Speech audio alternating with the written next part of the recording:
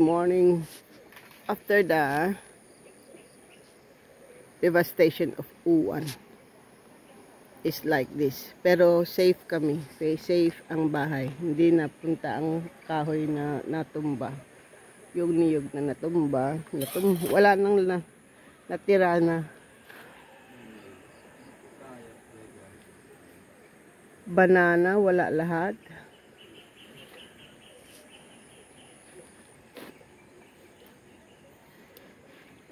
Dahan-dahan bigla kasi natumba lahat yung kahoy dito. Buti hindi ito lang ang keso lang yung namunga ang natumba.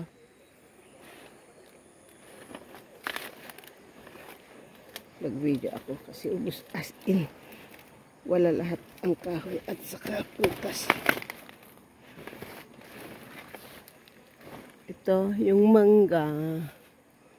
Isang tailan ang sangang wala.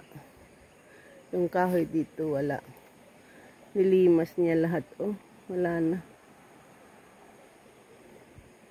Mamaya ako punta sa kalsada. Dito muna. Tama lang na kinuha ko yung mga wild ampalay. Yung bulaklak, yung aking pagtaniman ng gulay. As in wala. Ito binigay niya na panggatong.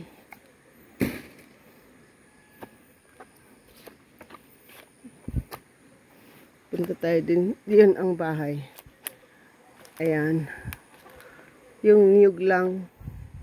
Yung jackfruit dyan sa likod na madilim, wala na. At least yung mga citrus ay nakatayo. They are strong, but small, and they are strong. Malaki pa rin pasasalamat namin dahil hindi kami natamaan sa mga kahoy.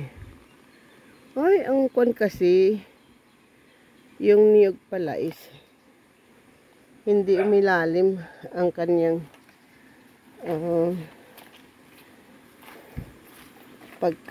ayun ang guyabano. Pagkatanim kaya buti lang hindi nakuan ang bahay leaves lang ang kuan. Pwede kaya ito isang guyabano. Ilan yung guyabanong nahulog? 3 lang ang natira sa taas. Guyabano yan.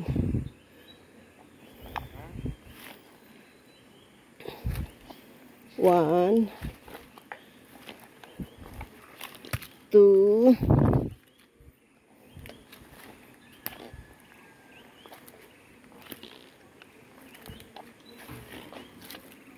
3, 4. Malo mga 3 guyaban. Ito ang malaki. Ito, kunin ko ito mamaya. Ay, may isa pa doon. Matagal ko na itong ipus kasi baka 1 week pa bago ibalikan. Yan ang saging ko, sayang. Ay, wala na. Wala nang expected na bubunga. Wala na lahat. Ayan ang niyog ko. Yung natumba rin yung ayan, wala na yung saging na may bunga. Yun yung salamaging isa tumba. So pwede kong hiwain pa. Kuan.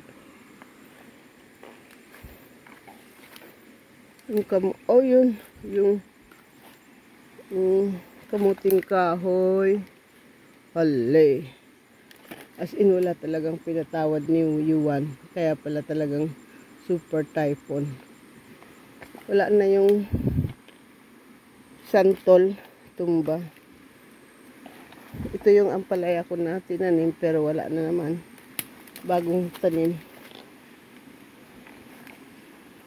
Ito yung isang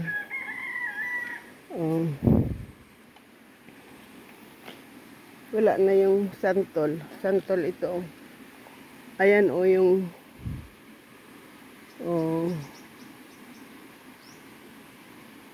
salamagi. Salamagi din ito. Pero tumba. Ito yung kwan ng bisyo namin na nasaan kaya yung isang kuan. Hanapin ko ulit yung guyabano doon. Wala na. Lahat.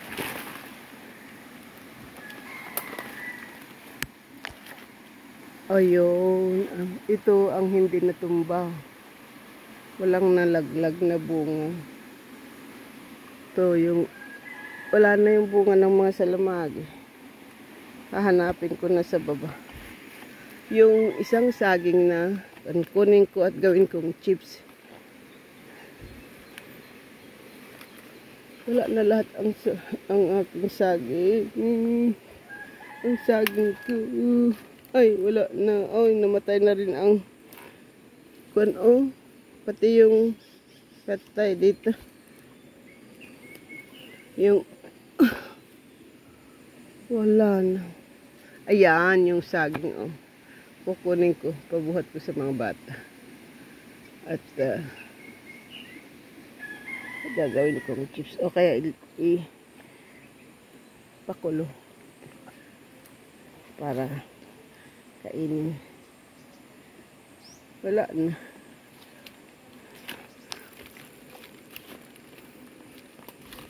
Kumusta na kaya yung iba? Yung nag-evacuate kaya sila sa kuwan. Ayan, yung onions ko. Tumba lahat yung pinangkuan ko ng. Ayan, wala na yung onion. Ito yung tanim ko na onion. Ito mo yung nung pipito, ito rin pa rin ay nakatayo. Yung mga citrus. So, ayan, madilim lahat na ito noon. Ngayon, maluwag na.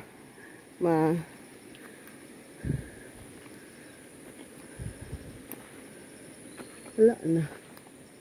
Lahat. Buti na lang tinumba ko yung isang kwan dyan, kahoy. Ngayon, natumba na rin yung isang, yung mga kahoy na gusto kong mawala. Natumba na rin. Kasi kwan, ito ay hindi healthy sa tanim eh. Ayan, buti na lang. Tumba. Yung mangga doon, mangga ng kapitbahay namin, wala. Itong isang mangga. Mainit na pag naglinis ka dito. Ayan, tumba. Tumba lahat yung gusto kong matumba. Kahit yung mahabang milina na tumba. Yun yung, wala na yung mga rambutan lahat ito. Itong sa taas ko na to, rambutan at saka citrus sa taas nila. Ayun, ngayon ko lang nakita yung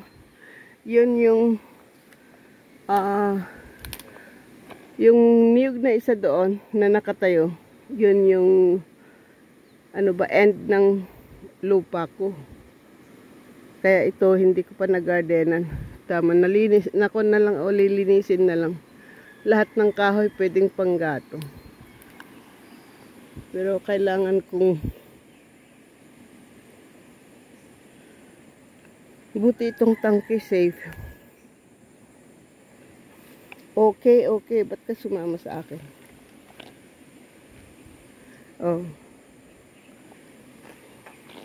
Ay, salamat at kan.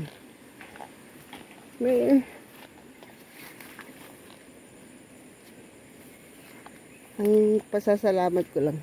Okay kami sa loob ng bahay kagabi. November 10, early morning, nag-hit na ang uwan. Yun yung lilinisin ko pa. Malinis na sa baba, pero ito pang hindi ko naabot. Hindi ko nagawa. Pero, sira. Hulog. Yung kamay ko.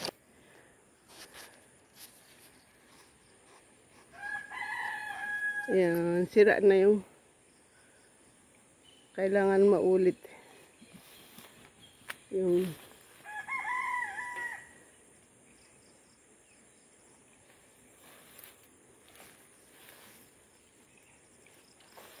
Pinagtataniman ko ng pang-ulam namin.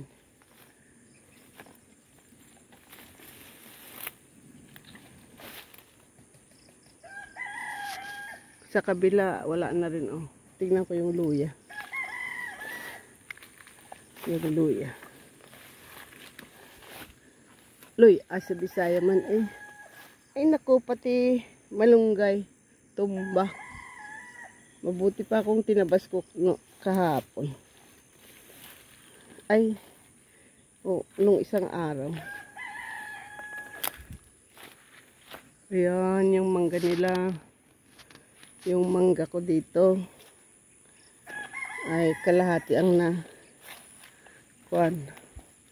Ayan yung kamuti tops na lang ang nauulam dito. Wala na, oh.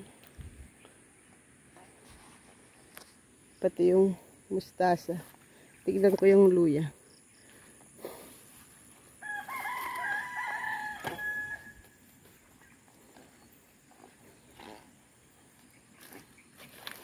Iyan yung kasabi ko na kukunin ko. At least, hinog na to. Ito yung ayan, at least nilinis ko yun. Hindi ko pa nilinis yung dragon fruit. Kuan lang talaga. Citrus lang talaga ang okay sa alright. Yung luya ko doon. Yung nilinis ko lang kalahati. Wala na yung kahoy, oh. Kung madilim noon, ito, ngayon wala na sila. Kung mag-harvest ako ng bayabas. Kasi natumba na lahat. Oh. May maraming hinog. Oh. Para magkain ako ng bayabas. 1. Ito yung pink na bayabas.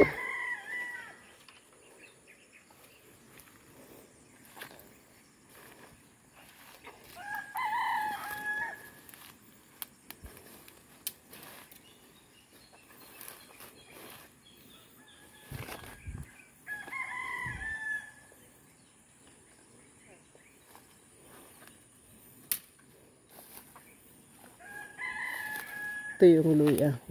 Uy, maraming tumba rin. Natulog, nahiga sila. Yun lang yung parte hindi ko nalinis. Akala ko wala nang lamok dahil kuwan ng yung kubo doon sa taas. Oh. At least hindi lumipad. This is what Mr. Yuan done to our country. Probably even to the other, mas grabe pa siguro sa ibang place. Thank you for watching. 13 minutes na. I'll do the other one. Thank you. Bye.